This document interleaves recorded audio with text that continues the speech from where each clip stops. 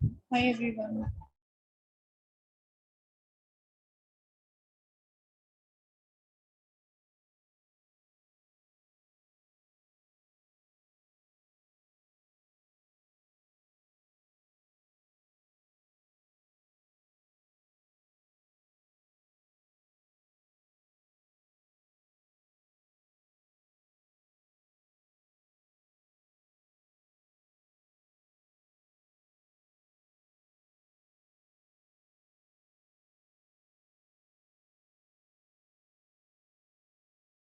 Can you see the screen?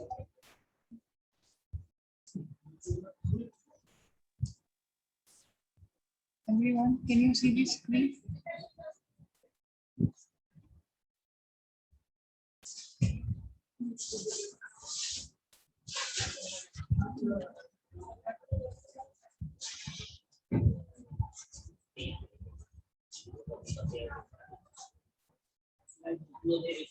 Can anybody respond to me if you guys are listening? Is this name visible? Yes, after Yes, ma'am. Okay.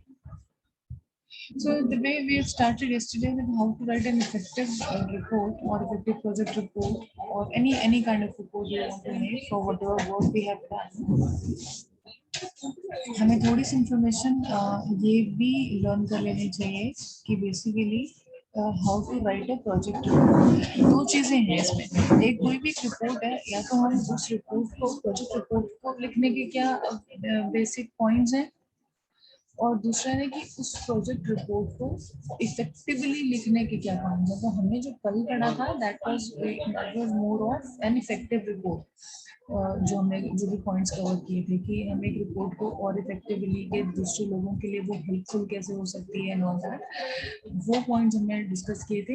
हम थोड़ा सा इसमें ये चीज़ भी discuss करेंगे आज, how to write a project report. Basically if you see your syllabus, तो उसमें स्टार्ट इसी तरीके से हो रहा है कि प्रोजेक्ट रिपोर्ट क्या होता है, देन प्रोजेक्ट क्या होता है, फिर हम आगे उसके बाद प्रोजेक्ट राइटिंग के बारे में भी पढ़ेंगे, पैराग्राफ राइटिंग के बारे में भी पढ़ेंगे नॉट दैट, तो वो नेक्स्ट टॉपिक होगा। तो मैं थोड़ा सा आपको जो कल हमने पढ़ा था उससे पहले का ये इन्फॉर्मेशन है बेसिकली जो मैं आपको देना चाहती थी, बट मुझे मिला नहीं था ये कल, तो मैं आपको से ये आज शेयर कर रही हूँ। सो प्रोजेक्ट रिपोर्ट को हम कैसे लिखें, इसमें एक चार पांच पॉइंट्स हैं। मैं आपको बहुत ज़्यादा टाइम ना वेस्ट करके सिर्फ आपको एक ओवरव्यू दूंगी that how to basically write a project report, कि हम हमें क्या क्या ध्यान रखना चाहिए।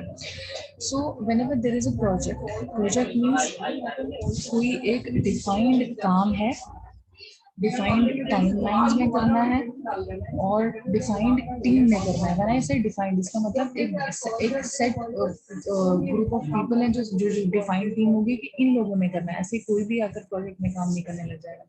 डिफाइंड टाइमलाइंस जब मैंने बोला, इसका मतलब है कि एक set time time with in time period हमें वो काम करना है। जैसे कि सपोज आपने गवर्नमेंट के प्रोजेक्ट्स देखे होंगे, जैसे कि कोई कोई कंस्ट्रक्शन ऑफ रोड है या कंस्ट्रक्शन ऑफ कोई फ्लाईओवर होता है, कि फ्लाईओवर का कंस्ट्रक्शन हो रहा है कुछ है, तो ऐसा नहीं है कि वो रोड आज स्टार्ट हो गई बनना और वो जब तक भी बनती रहेगी तो कभी भी उसका कोई टाइम नहीं होगा कंप्लीट होने का, तभी तक भी बनती रहेगी बनती रहेगी, ऐसा नहीं होगा। उसको वो प्रोजेक्ट जो हुआ है स्टार्ट, उस प्रोजेक्ट का डिफाइन कोई टाइमलाइन होगा कि ये कंप्लीट होगा 1 साल के अंदर या 2 साल के अंदर या कितने टाइम। जिसमें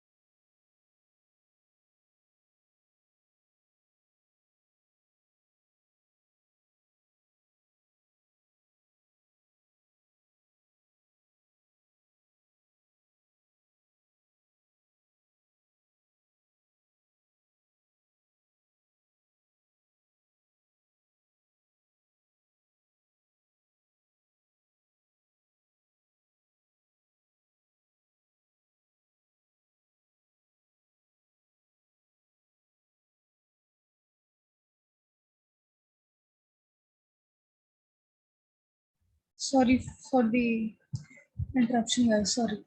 So,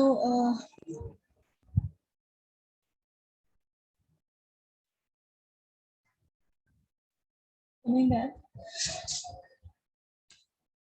first point is be honest. जैसे कि self explanatory point है कि honest in the sense कि whatever we are showing in a project report, basically there are two things बच्चों, एक है कि हम प्रोजेक्ट के बारे में बात कर रहे हैं, दूसरा है कि हम प्रोजेक्ट रिपोर्ट के बारे में बात कर रहे हैं। तो अभी हम जो बात कर रहे हैं वो प्रोजेक्ट रिपोर्ट के बारे में बात कर रहे हैं, राइट। नेक्स्ट जो हम पढ़ेंगे प्रोजेक्ट के बारे में भी पढ़ेंगे। सो बेसिकली प्रोजेक्ट रिपोर्ट और प्रोजेक्ट में डिफरेंस ये है कि report we are making later on और maybe afterwards once the project is completed, ठीक है, या साइमल्टेनियसली साथ साथ भी चल सकती है।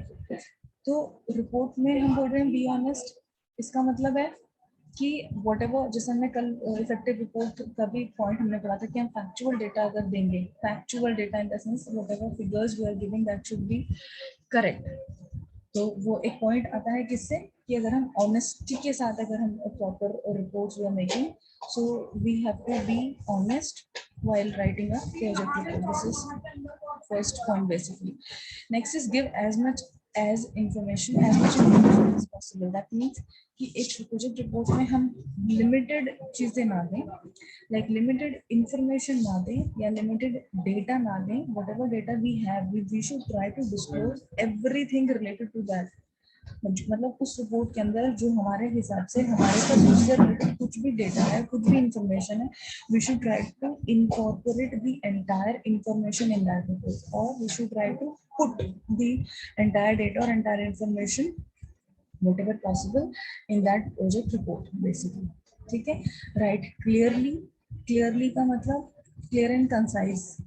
बहुत बार ऐसा होता है कि हम किसी भी चीज को लिखने के लिए ना एक लॉन्ग सेंटेंस का यूज करते हैं, या वही चीज छोटे सेंटेंस में भी यूज हो सकती है। तो राइट क्लियरली का मतलब होता है कि हम कंसाइज प्रिसाइज यानी कि शॉर्ट फॉर्म में लिखें, ना कि उस चीज को अगर समझ आ सकता है छोटे छोटे सेंटेंस में तो प्रॉपर कंप्लीट इंफॉर्मेशन के साथ, तो हम उसको वैसे लिखें, ना कि हम बहुत ज्यादा पैराग्राफ फॉर्म में या बहुत डिटेल्ड फॉर्मेट इस तरह से हम लिखें कि लोगों का, जो दूसरे लोग उसको रिव्यू करेंगे या देखेंगे या रेफर करेंगे उस रिपोर्ट को, उनका टाइम वेस्ट हो।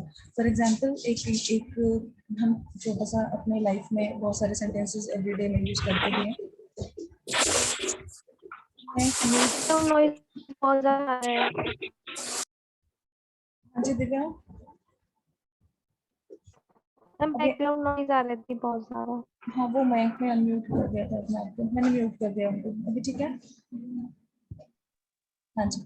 सो बेसिकली राइट क्लियरली का मतलब होता है कि देखिए जैसे हम एक सेंटेंस है, हम बोलना चाहते हैं कि मुझे इसके बारे में कुछ नहीं पता। हम कुछ लोग इसको बोलते हैं I don't have any idea, ठीक है। उसी को शॉर्ट फॉर्म में हमें short concise and more correct sentence would be I have no idea. I don't have any idea से better है I have no idea.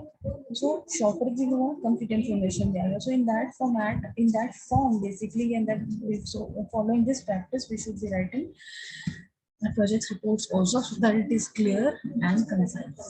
Clearly and concise का मतलब समझ आएगा, precise में, short form में, और पूरा क्लियर भी सबको हो। सेलिब्रेट सक्सेस, आपने देखा होगा बहुत बार ऐसा होता है कि अगर हम किसी चीज़ को अचीव कर लेते हैं, जो हमारे टारगेट्स हैं, या सपोज करिए अपना एग्जाम्पल लेते हैं, एज ए स्टूडेंट अगर हम देखते हैं तो पर्सन ने बहुत अच्छा मार्क्स स्कोर किया है, या किसी पर्सन ने टॉप किया है अपने किसी सब्जेक्ट में, किसी क्लास में, किसी सेमेस्टर में, किसी इंटरनल एग्जाम में, या कुछ भी, तो हम उस चीज़ को सेलिब्रेट करने की कोशिश करते हैं। हम छोटी छोटी चीज़ों को, जो हमारी अच्छी मोमेंट है, उनको लाइफ में सेलिब्रेट करने की कोशिश करते हैं। So we should also apply those things in this कि while writing a project, अब now while writing a project celebrate कैसे करेंगे success. For example, if you have write a project report successfully and that project report सब लोगों को clearly concisely सब कुछ आपने अच्छे से करके दिया, and everybody has actually got benefit out of that, and everybody has actually given you एक होता है in every corporate world it happens generally कि आपने बहुत अच्छा काम किया, बताते हैं लोगों को, जो आपके जूनियर्स हैं, टीम मेंबर्स, आपके मैनेजर आपको हमेशा टाइम देते हैं, मतलब काम अच्छा करेंगे, तो आपको ये कुछ ना कुछ एक तरह से इसको बोलते हैं ना कि मतलब आपको सेलिब्रेट कर रहे हैं वो ये बोल के कि yes you done this work very very good, motivate करते रहना and all that. So same thing we should be trying here also. If we have done our project report correct, then we should be celebrating that also, that okay, somebody has done something very good. If everybody is doing good, then that is great, but not everybody is doing it at the same level. Class में सब बच्चे पढ़ते हैं but हर कोई top नहीं करता. सब बच्चे सेम लेवल से ही या ज्यादा, मे भी कुछ बच्चे से शायद ज्यादा लेवल से मेहनत करते होंगे. But whosoever achieves success, we all the rest of the people should celebrate his success. ठीक है. Next point is right for aliens. अब देखिए इस पॉइंट को कोई समझ सकता है मुझे एलियंस का क्या मतलब हुआ. Right for aliens. एलियंस कौन होते हैं बताइए. We know aliens. Have you seen aliens? Aliens are something which we have only heard about. We do not know कैसे दिखते हैं, कहाँ रहते हैं भी नहीं भी हैं, या उनके बारे में हम कुछ नहीं जानते. ठीक है, वो लोग एलियंस होते हैं. सो राइट फॉर एलियंस का मतलब है कि आप अपने प्रोजेक्ट रिपोर्ट को इस तरह से लिख रहे हो कि वो इतना ज्यादा सेल्फ एक्सप्लेनेटरी है या इतना ज्यादा क्लियर है that anybody who has no clue, जिसको कुछ नहीं पता आपके इस प्रोजेक्ट रिपोर्ट के बारे में कि वो रिपोर्ट किस लिए है, कहाँ से आई है, किस किस पर्टिकुलर टाइम के लिए है, कौन से प्रोजेक्ट के लिए है, किसने क्या किया, कुछ नहीं पता है आदमी को. वो भी अगर आपकी रिपोर्ट को देखे तो उसको सब कुछ समझ आएगा कि अच्छा ये इस प्रोजेक्ट के बारे में है, ये प्रोजेक्ट इस डेट से इस डेट तक हुआ, इतने लोगों ने इसमें काम किया, ये काम किया, ये इस टाइम से इस टाइम की रिपोर्ट है. क्लियर समझ आ रहा है आपको. यानी कि anything and everything which nobody knows about that project and you are writing that in such a manner कि उस रिपोर्ट को देख के प्रोजेक्ट के बारे में सब कुछ उस आदमी को भी पता चल जाए जिसको उसके बारे में कोई आइडिया नहीं है. that means right for aliens. हम ऐसे तरीके से प्रोजेक्ट रिपोर्ट को लिखें या बनाएं in such a format कि हमारे दिमाग में ये रहे कि जो भी कोई इसको रिपोर्ट को देखेगा उसको कुछ नहीं पता, तो वो सब कुछ हमारी रिपोर्ट को देखने के बाद ही समझेगा. So we are leaving no room for error और मिसअंडरस्टैंडिंग. किसी को कोई मिसअंडरस्टैंडिंग ना हो, हम कुछ ऐसी चीज ना डालें जो कि क्लियर ना हो या अनक्लियर हो या मिसअंडरस्टैंडिंग क्रिएट कर दे या कोई गलती हो उसमें, एरर हो. ठीक है, अगर कोई किसी पर्सन को कुछ पता ही नहीं है किसी चीज के बारे में और आप उसमें उसको एरर रिपोर्ट दे दोगे जिसमें की गलती है, वो किसी को सही समझेगा ना कि उसको तो कुछ पता नहीं है. सो वी शुड, इस पॉइंट का मतलब राइट फॉर एलियंस का मतलब ये है कि ऐसे इंसान के बारे में आप रिपोर्ट समझ लो कि जिसको कुछ नहीं पता, सब कुछ आपने बताना है about your project. This kind of project report we should give. ठीक है, don't be afraid to use visuals. Visuals क्या होता है. विजुअल्स क्या होते हैं. बेसिकली हम उनको पिक्चर फॉर्मेट में बोल सकते हैं कि पिक्टोरियल फॉर्मेट किसी चीज़ को कुछ बताना चाहते हैं, समझाना चाहते हैं और उससे रिलेटेड कोई अगर आप किसी को पिक्चर दिखा देंगे so that picture would be more effective than that of lot of words. जैसे कि अभी बहुत सारे हम कंटेंट आपको दिखा रहे हैं या दे रहे हैं, नोट्स देते हैं कुछ नहीं, तो आपको नोट्स को इतना इजीली नहीं बता कर पाएंगे जितना क्लियरली या इजीली या इंटरेस्टिंगली आप किसी पिक्चर को देख के कुछ समझ पाएंगे. पिक्टोरियल फॉर्म और विजुअल्स बेसिकली एक तो हमारा दिमाग जो है, ब्रेन जो है, वो उसको बहुत ज़्यादा अच्छे से इंफॉर्मेशन को रिटेन करता है, यानी कि याद रखता है. तो एक पिक्चर हमको बहुत अच्छे से याद रह जाती है लेट इन द टाइम तक भी, लॉन्ग टाइम के लिए भी, रादर देन वर्ड्स. यानी कोई पैराग्राफ लिखा हुआ देखेगा, कोई पिक्चर देखेगा, कोई पैराग्राफ लिखा हुआ चाहे आपने उसको याद भी कर लिया तो भी उसको बहुत लॉन्ग टाइम तक याद नहीं रख पाएंगे क्योंकि हमारा brain is not interested toward words. But pictorial form में अगर हमें कुछ चीज़ रिप्रेजेंट करने का दिखता है या पिक्चर फॉर्म में हमें कुछ दिखता है तो हम उसको भूलते नहीं है, जल्दी से नहीं भूलते हैं. तो इसी वजह से क्या होता है कि रिपोर्ट्स में जो हम फिगर्स फैक्ट्स दिखाते हैं अपने रिपोर्ट्स में, किसी भी तरह से हम उनको आपने देखा होगा पाई चार्ट्स या इन सब फॉर्म्स में दिखाते हैं, ग्राफ्स के फॉर्म में दिखाते हैं. इस ईयर में इतना हमने लॉस किया, इस ईयर में इतना हमने प्रॉफिट किया, तो बार ग्राफ ऊपर चला गया, या पाई चार्ट्स के थ्रू दिखाते हैं. कोई भी इंफॉर्मेशन अगर हम पिक्टोरियल फॉर्म में या विजुअल्स की फॉर्म में किसी के सामने रिप्रेजेंट करते हैं तो वो थोड़ा लेस मोनोटोनस होता है और आदमी थोड़ा सा उसको याद करता है और ज़्यादा क्लियरली समझ आता है. ज़्यादा क्लियरली समझ आता है। बोलते हैं ना कि पिक्चर इज वर्थ 1000 वर्ड्स। इसका मतलब यही है कि अगर 1000 वर्ड्स में आप किसी आदमी को कुछ समझाओगे, शायद उसको उतना अच्छे से नहीं समझ आएगा जितना कि एक पिक्चर उसको अच्छे से समझाते। पिक्चर इन द सेंस एक विजुअल जो उसके दिमाग में रह भी जाएगा कहीं ना कहीं। ठीक है, इसलिए हम आपको बोलते हैं कि आप डायग्रामेटिकली अगर आप खुद ही देखिए कि अगर हमारे पास बुक्स में या इसमें ऐसे हम पॉइंट्स एक के बाद एक के बाद एक पॉइंट्स इस तरह से पढ़ रहे हैं, यदि इतना मतलब थियरी आपको याद नहीं रहे बचे कि अगर आप इस चीज़ को एक पिक्टोरियल फॉर्म में या डायग्रामेटिकली फॉर्म में हमें कहीं बुक में मिल जाता है तो हम उस डायग्राम को जितना इजीली याद रख पाते हैं। 5-6 पॉइंट्स सिंपली हमको दिख गए, हमने उसका एक्सप्लेनेशन खुद भी लिख लिया। सो बेसिकली विजुअल्स हमें रिपोर्ट्स में भी इसी तरह से याद करना चाहिए। ऑटोमेट प्रोसेसेस बने हुए हैं। ऑटोमेट का क्या मतलब होता है, कोई बता सकता है? ऑटोमेट प्रोसेसेस का क्या मतलब होता है? जो न्यू टेक्नोलॉजीज हैं हमें उसका यूज करना चाहिए। न्यू टेक्नोलॉजी कोई आ गई है, जरूरी नहीं कि हम उसको यूज ना करके मेहनत करके ही पुराने वाले सिस्टम के साथ ही काम करते हैं। It's better to use the automated process, the new processes, rather than wasting our time and struggling for the older processes. इसको बोलते हैं ऑटोमेट करना, यानी कि आप टाइम के साथ साथ जो चीज़ें नई नई इंट्रोड्यूस हो रही हैं आप वो चीज़ें भी लर्न करें, उनको भी यूज करें। जैसे कि प्रोजेक्ट रिपोर्ट एक होता है, आप हाथ से भी लिख सकते हैं project report, you can write it by your hand, you can write it through pen और समथिंग, पेन पेपर लेके आप प्रोजेक्ट रिपोर्ट लिखते रहो, but that will be so time consuming. Other than अगर आप हमें आपको कंप्यूटर की बहुत अच्छी नॉलेज है, एक्सेल की बहुत अच्छी नॉलेज है, वर्ड की बहुत अच्छी नॉलेज है, तो you will be using those automated resources and making your life easy. And obviously वो कोर्स अगर आप ये ऑटोमेटेड प्रोसेसेस यूज करेंगे तो वो और करेक्ट भी हो सकती है, ऑथेंटिक भी हो सकती है रिपोर्ट। फॉर एग्जांपल अगर आपको कोई 100 एंट्रीज दी जाए, टोटल करने के लिए 100 एंट्रीज दी जाए, तो मैनुअली करोगे तो उसमें टाइम कंज्यूम कितना होगा, हार्ड वर्क तो है बट टाइम कंज्यूम कितना होगा और एरर प्रोन भी कितना होगा वो काम। रादर देन वही चीज आप कैलकुलेटर से अगर करें तो थोड़ा सा लेस एरर वाला हम समझ सकते हैं कि होगा। इससे बेटर है कि अगर आप वो चीज एक्सेल में करें, एक फॉर्मूला लगा दें ऐड का, उसमें आप 1000 कॉलम्स में कितना भी फिगर डालें वो हमें ऑटोमेट होकर सामने कर रहा है, and that will B 100% authentic, कोई गलती होने का चांस ही नहीं है। सो हमने अपने आप को अपग्रेड करा, हमने अपने आप को ऑटोमेट करा एज पर दी न्यू प्रोसेसेस। कि पहले हम मैनुअली काम करते थे, फिर हम कैलकुलेटर से करने लगे, अब हम एक्सेल से करने लगे। हम एक्सेल कितने अच्छे से यूज करना आता है या फॉर्मूला यूज करने आते हैं, that we are using it in a most authentic manner also, कि हमें 100% करेक्ट डेटा भी मिल रहा है, वी आर वेरी श्योर, और टाइम जो है वो बहुत कम लग रहा है, टाइम भी बहुत कम लग रहा है, बहुत ज़्यादा सेव हो रहा है। ठीक है, तो इसे बोलते हैं स्मार्ट वर्क, कि आपने अगर अपना प्रोसेस को ऑटोमेट किया तो आप स्मार्ट वर्क भी करो और आपकी जो प्रोजेक्ट रिपोर्ट्स हैं वो करेक्ट होंगी, वो करेक्ट मतलब एरर आप कम से कम करोगे।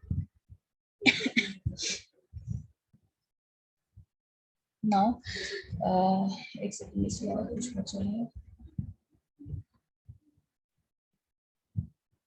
किसी को कहीं कुछ भी समझ ना आए तो पॉप अप कर सकते हैं क्वेश्चन कभी भी। ठीक है, then now how to write an effective project base, ये हमने प्रोजेक्ट रिपोर्ट ये हमने कल पढ़ लिया है ऑलरेडी। ठीक है, ऑब्जेक्टिव डिसाइड करेंगे, अंडरस्टैंड करेंगे ऑडियंस कौन कौन है, किसके लिए बना रहे हैं, फैक्ट्स फिगर्स हम लोग यूज करेंगे। So these points which we discuss today is how to write a project report. ठीक है, this first topic of your syllabus is completed. I want to share with you the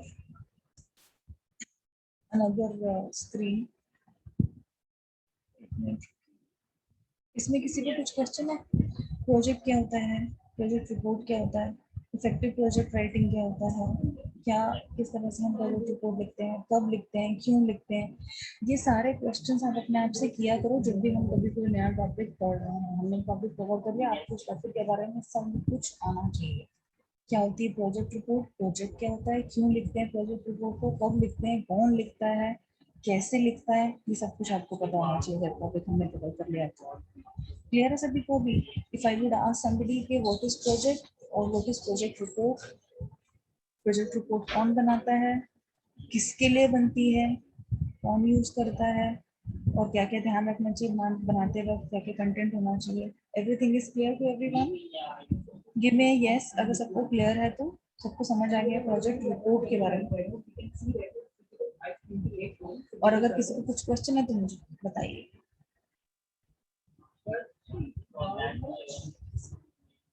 give me yes everybody, do not sleep please. बताइए मुझे clear हो गया तो सब हाँ बोल दीजिए कि yes you are clear with that topic. Project report writing हमें, प्रोजेक्ट रिपोर्ट जो है वो हमें क्लियर हो गया है। क्लियर हो गया एवरीवन? बेटा बताओ तो सही कम से yes come. Ma'am. Okay Sunidhi Bhavya 2 लोगों को क्लियर हुआ, बाकी ये 112 किसका नंबर? सुनिधि क्या हो गया बेटा?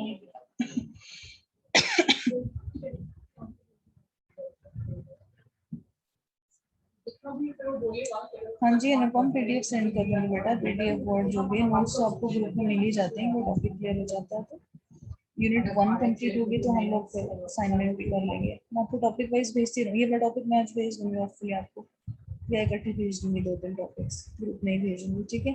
इसके अलावा अच्छा आप लोग जो ये लेक्चर्स की रिकॉर्डिंग्स है वो देखनी है तो प्लीज यूट्यूब पर आप देख लीजिएगा। मैं इस सेमेस्टर में कोशिश करूंगी कि वीकली बेसिस पे जो भी लेक्चर्स लिए हैं 3, 4, 5 जितने भी होंगे हमारे, वो सारे लेक्चर्स मैं यूट्यूब पे अपलोड कर दूँ। You guys have the link of my YouTube channel, नहीं है तो मैं यूट्यूब पे अपनी जगह अपलोड करूँगी कोई भी अभी जो इस सेमेस्टर की हमारी वीडियोस हैं, तो उसका लिंक मैं आपको ग्रुप में शेयर कर दूंगी। You can subscribe the channel ताकि आपको सारे ही वीडियोस के अपलोड का भी मिलता रहे अपडेट, जैसे अपलोड होगा आप वहाँ से रेफर कर सकते हैं। सारे लेक्चर्स जो भी हम लेक्चर्स ले रहे हैं वो रिकॉर्डेड लेक्चर्स का रिकॉर्ड आप वहाँ से ले सकते हैं यूट्यूब चैनल से। Do subscribe that and put on the notifications. मैं एक ही दिन बैठ के बहुत सारी वीडियोस अपलोड कर देती हूँ, ठीक है। तो वो लिंक्स आपको मिलते रहेंगे और आपको सेव करने की जरूरत नहीं है, हर लिंक को ऑटोमेटिकली कहीं पर नोट करने की जरूरत नहीं पड़ेगी, फिर डायरेक्ट आप ऑनलाइन वहाँ पर वो रहेगा लेक्चर हमेशा ही। इनफैक्ट जो पुराने लेक्चर्स भी हमने लिए हैं वो सारे लेक्चर्स वहाँ पे अपलोडेड हैं और आगे भी हमेशा रहेंगे उस चैनल पे। You can just see your मैं सब्जेक्ट का जो है डाल दूंगी वीडियो में, वीडियो की जो हमारी डिटेल होगी उसमें मैं हमारा सब्जेक्ट डालूंगी PCS2, so you can understand ये इस सेमेस्टर का है। PCS1 की ऑलरेडी हमारे पास है बट वो हमारा कंप्लीट हो चुका है, उससे हमें कोई लेना देना नहीं है। सो PCS2 के लिए जो हमारा भी चल रहा है आज सेकंड क्लास है, इसकी सारी वीडियोस भी आपको उसी सेम चैनल पे मिल जाएगी, ठीक है। You just subscribe that and try to share the link of the channel today, मतलब I will share one link of the video, आप उसको ओपन करके जो चैनल जिस पर वो अपलोडेड है उसको सब्सक्राइब कर लीजिएगा द रिकॉर्डिंग फ्यूचर। अब आप देखिए हमने जो पढ़ा अभी तक that was project and project report, ठीक है। प्रोजेक्ट और प्रोजेक्ट रिपोर्ट को हम कैसे लिख रहे हैं, project and project report. One is project report writing, next is project writing. Project writing अगर आप सिलेबस में देखेंगे तो उसमें है पहला तो प्रोजेक्ट रिपोर्ट राइटिंग के लिए था, तो प्रोजेक्ट रिपोर्ट राइटिंग हमने कवर कर लिया कि हम किसी भी प्रोजेक्ट की रिपोर्ट बना रहे हैं तो क्या क्या करेंगे। अब है कि हमने कोई एक प्रोजेक्ट हमको दिया गया है, तो एक काम फॉर एग्जांपल मैं आपको अलॉट करती हूँ कि ओके भव्या सुनिधि अमन दीपांशु वटेवर XYZ 5-6 लोगों को 6 लोगों का ग्रुप बनाती हूँ, 10 लोगों का ग्रुप बनाती हूँ और आपको मैं एक काम अलॉट करती हूँ, आपको एक प्रोजेक्ट अलॉट करते हैं। For example that you guys group 1 और मे बी टीम 1 और टीम A टीम B वगैरह लोगों को ये प्रोजेक्ट करना है कि you have to write for me and submit a report to me maybe after 2 months कि लोग अभी कोविड के बारे में आपको क्या कहना है। फॉर एग्जांपल मैं सिर्फ एक एग्जांपल दे रही हूँ, प्रोजेक्ट दे रही हूँ कि आपको एज ऑन डेट इंडिया में कोविड की क्या सिचुएशन है इस पर काम करना है और मैंने कुछ नहीं बताया। This is one project which I have given to. अब आप लोग सपोज 5 लोगों की 10 लोगों की टीम है, आपको बता दिया now you do everything. So now what will you do, what will be your first step. ये मैंने आपको प्रोजेक्ट दिया है जिसकी आप मुझे रिपोर्ट सबमिट करोगे after 2 months. Now suppose 10 people हैं इन अ टीम और 10 टीम मेंबर्स है, आप लोग 10 लोगों को काम करना है इसके ऊपर और मुझे फैक्ट्स फिगर्स सब कुछ करने के बाद 2 महीने बाद आप रिपोर्ट सबमिट करो। मैंने आपको कुछ नहीं बताया क्या रिपोर्ट का फॉर्मेट होगा, मुझे क्या चाहिए क्या नहीं चाहिए, तो आपका क्या फर्स्ट स्टेप होगा।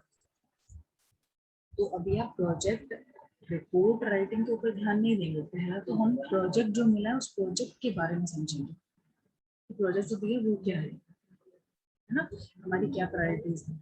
प्रोजेक्ट क्या हो गया, उसका टॉपिक हो गया प्रोजेक्ट की कोविड केसेस या सपोज कोविड स्टेटस या हाउ कोविड हैज इम्पैक्टेड और affected India during May to June month, suppose ये टाइम होगा, ऐसा कुछ आप करेंगे। पहला तो ये चीज होगी that you will identify what the project is, you will identify where that project, you know, the details and everything we will get from, कहाँ से मिलेंगे, कैसे करोगे आप, एनालिसिस करोगे, रिसर्च करोगे, लोगों के पास जाके पूछोगे कौन वो लोग होंगे जिनसे आपको डेटा मिले, घर बैठ के मिल जाएगा क्या आपको डेटा, नहीं आपको बाहर जाके लोगों से पूछना पड़ेगा, हॉस्पिटल से डेटा मिलेगा या किससे मिलेगा, कहाँ पे जाके क्या करोगे आप। सो दैट इज व्हाट मैं आपको ये सब चीजें क्यों बता रही हूँ, so that you can think beyond what we will study. हम ये तो पढ़ सकते हैं कि बेसिक्स ऑफ प्रोजेक्ट राइटिंग क्या होगा, बेसिक्स ऑफ क्या होगा, बट ये सारी चीजें मैं आपको बोल रही हूँ, इससे अगर आप सोचने की कोशिश करोगे तो our mind will give us the opportunity to think out of the box. हम खुद समझने की कोशिश करेंगे, अच्छा ये काम है, 10 लोग हैं, आप 10 लोग अपना काम डिवाइड करोगे, हमें ये काम करना, सपोज 10 लोगों को शायद आपको इस प्रोजेक्ट के लिए पहले कितने काम कराएंगे, पहले आप वो जॉब ज्वाइन करोगे, तो ये काम हमें करना होगा, ये डेटा हमको यहाँ से मिलेगा, हमें टोटल हॉस्पिटल्स कितने हैं शायद इंडिया में, या स्टेट वाइज हम आप शायद डिफाइन करो कि ये इतने स्टेट्स में देखूंगा, इतने स्टेट्स ये देखेगा, उसके बाद नंबर ऑफ हॉस्पिटल्स कहाँ से मिलेंगे, हॉस्पिटल्स के लिए हमें किसको टारगेट करना होगा, कहाँ से डेटा मिलेगा। I am giving you live example of current situation, है ना। तो उस प्रोजेक्ट के बारे में हम डिटेल बना, स्टेक होल्डर्स हो गए वो सारे लोग जो उस प्रोजेक्ट से रिलेटेड है, स्टेक होल्डर्स, चाहे वो हॉस्पिटल्स हो, हॉस्पिटल्स के लोग हों, चाहे वो पेशेंट्स हों, कितने लोग मर गए हैं, कितने की डेथ हो गई, कौन मतलब उस पर्टिकुलर कोविड से अफेक्टेड हैं, हो सकते हैं, नहीं हो सकते, ये सारे लोग जो stakeholders are those people which are directly और indirectly related to that particular project. समझ लो, उनको किसी ना किसी तरीके से कहीं ना कहीं से वो प्रोजेक्ट और उस प्रोजेक्ट रिपोर्ट जो हम बनाएंगे वो कहीं ना कहीं उस चीज से अफेक्टेड है, इम्पैक्टेड है, या उनको फायदा उससे किसी न किसी तरीके से हो सकता है, या फिर उस प्रोजेक्ट रिपोर्ट को रेफर करे कोई भी पर्सन, चाहे वो दूसरे हॉस्पिटल क्यों ना, चाहे वो सपोज मैंने आपको एक प्रोजेक्ट दिया तो मैं तो इम्पैक्ट होंगी उससे, आप मुझे रिपोर्ट सबसे पहले दोगे तो मेरे लिए तो आप काम कर ही रहे हो, राइट। उसके अलावा it can be there can be some other people I can share the report, those can also be the stakeholders, those people who have given you the data, those are also the stakeholders. You guys as a team would also be the stakeholders.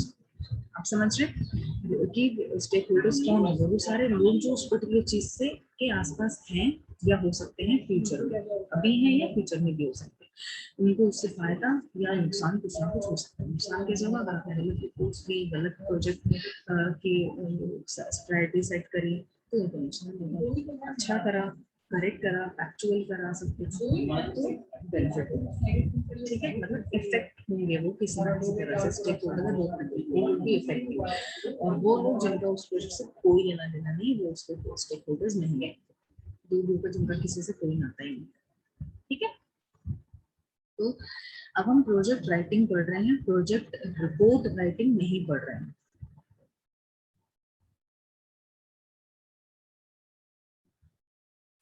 Now when I say project writing, project जैसे एक आपको topic दे दिया, आपने क्या करना है, पहला हमारा स्टेप होगा identify and meet the stakeholders.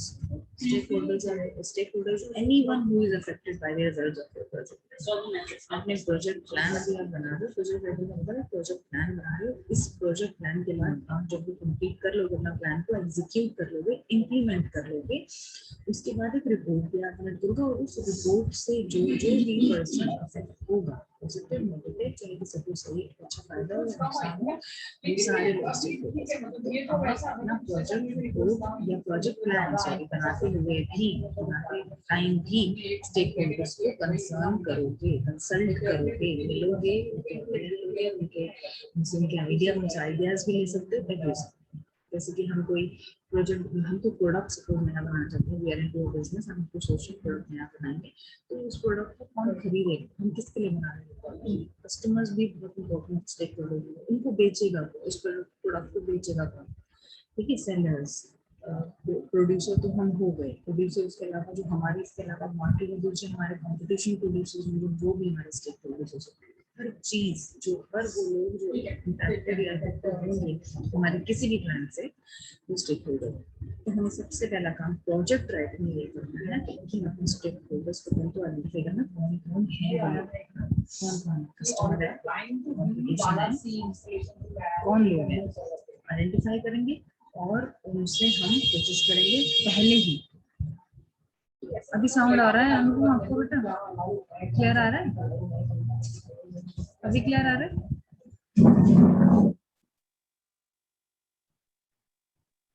Okay, so basically हमारा फर्स्ट स्टेप हुआ identify and meet the stakeholders. Stakeholders हम आइडेंटिफाई करेंगे। फॉर एग्जांपल आपको लगता है say we have 10 kinds of stakeholders and you guys are 10 people in our team, तो आप में भी एक टाइप ऑफ स्टेक होल्डर एक पर्सन है ये कि मैं इस स्टेक होल्डर को मैं कवर करूंगा, चाहे कैसे भी करूँ, कैसे भी गैदर करूँ, ऑनलाइन जाऊँ ऑफलाइन जाऊँ, कैसे भी डेटा गैदर करूँ, इंटरनेट से डेटा मंगाऊँ या मेल पर डेटा मंगाऊँ या कॉल से कनेक्ट करूँ, वीडियो कॉल से कनेक्ट करूँ, कैसे भी करूँ, ठीक है। तो हमने एक स्टेक होल्डर के साथ मीट करना है। Meeting is that we have to actually meet them, maybe online offline whatever, and tell them that you have this project, you will be working on this project and you will require their help or their support or their input in order to make that project plan further and to make that project a success story। अगर आप मेरा साथ देंगे, आप मुझे help करेंगे, आप मुझे ये चीज़ें अवेलेबल कराने में करेंगे तो मेरा प्रोजेक्ट जो है सक्सेसफुल हो जाएगा। आपका बेनिफिट इस चीज़ में ये है, कोई आदमी आपकी इस तरह बिना चीज़ की हेल्प नहीं करेगा तो आप उसको फायदा नहीं देना। आप मेरे को सपोर्ट आते हैं, हम ये डेटा ये कर दूँगा, why would I give you that data है, तो मेरा क्या फायदा है इसका, राइट। स्टेक होल्डर को फिर आप बोलोगे कि you are the stakeholder for this project, you will definitely be going to be affected और impacted through this project plan. मैं बोलूँगी कैसे कि इस तरह से you are the stakeholder of this project and that is why we have come। आपके ideas में कुछ नहीं निकलेगी और आपका भी एक्सपीरियंस के पास्ट एक्सपीरियंसेस के थ्रू आपकी क्या एक्सपेक्टेशंस है, अगर हम काम करना चाहें तो आप क्या हमको चाहेंगे कि किस तरह से करना चाहिए, ठीक है। स्टेक होल्डर आपको हेल्प फिर इसलिए करेगा क्यों, क्योंकि आपको उसको बता दिए कि उसका क्या फायदा है और फायदा नुकसान जो भी होगा उसका वो होगा जरूर। क्या वो आपका स्टेक होल्डर है, स्टेक होल्डर नहीं है तो आप उसके पास जाएंगे भी नहीं, आपकी हेल्प नहीं करेगा, ठीक है। सो पहला step is identify and meet with the stakeholders. Stakeholders में उस प्रोजेक्ट में सपोज को पैसा लगाने वाला है, जो मेरे बैंक है वो भी स्टेक होल्डर हो जाएगा। बैंक भी तो आपको पैसा देगा, तो बैंक को भी आपको सेटिस्फाई करना है प्रोजेक्ट है, इससे ये टारगेट है, ये फायदा होगा, हमारे प्रोजेक्ट की ये एक्सपेक्टेशंस हैं, हमारा ये स्कोप है। स्कोप का मतलब ये प्रोजेक्ट इस लोगों को इम्पैक्ट करेगा, स्कोप का मतलब यहाँ इम्पैक्ट करेगा। एक मिनट दीजिए मुझे, मैं आपकी ट्रेनिंग स्किप कर रही हूँ।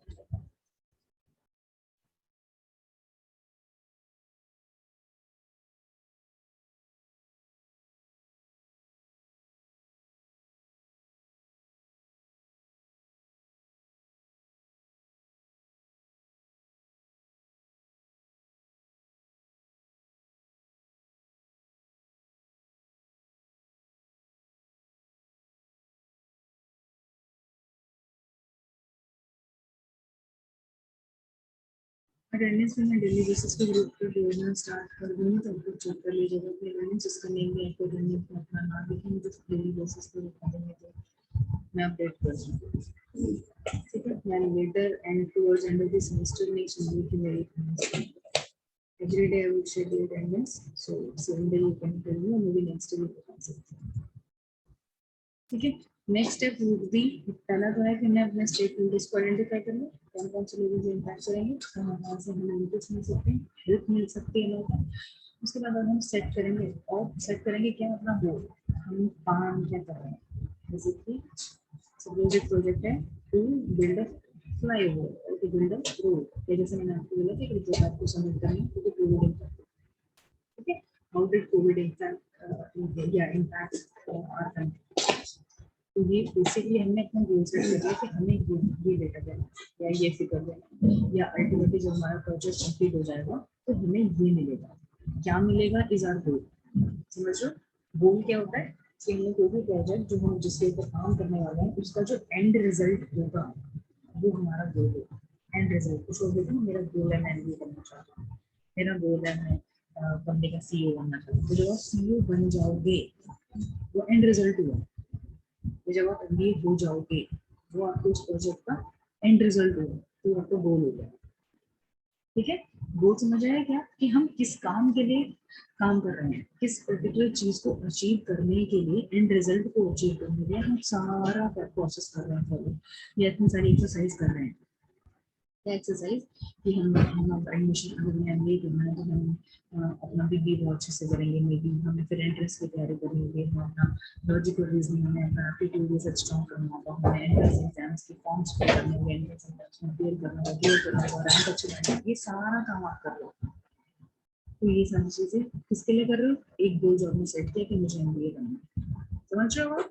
तो इसी तरह से जब हम एक प्रोजेक्ट की बात कर रहे हैं, प्रोजेक्ट राइटिंग की ना, प्रोजेक्ट की बात करें तो हमें अपना गोल भी सेट करना है कि हम करना क्या चाहते हैं, एंड रिजल्ट हमारा क्या होगा, प्रोजेक्ट के क्या क्या ऑब्जेक्टिव होंगे, और उन सारे ऑब्जेक्टिव्स को अचीव करने के बाद हम एक बेसिकली जो हमारा एक गोल जो है के सारे काम कर रहे हैं, 10 काम कर रहे हैं, 10,000 काम कर रहे हैं, जो भी जितना भी एक्शंस कर रहे हैं वो सारे सिर्फ उस एक गोल को अचीव करने के लिए कर रहे हैं, on that to more effectively कि in the best possible manner हम अचीव कर पाए, in the best possible manner हम।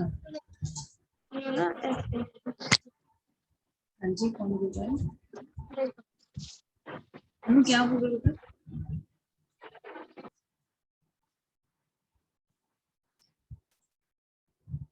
अभी कुछ पूछना है आपको या आई कैन मूव फॉरवर्ड?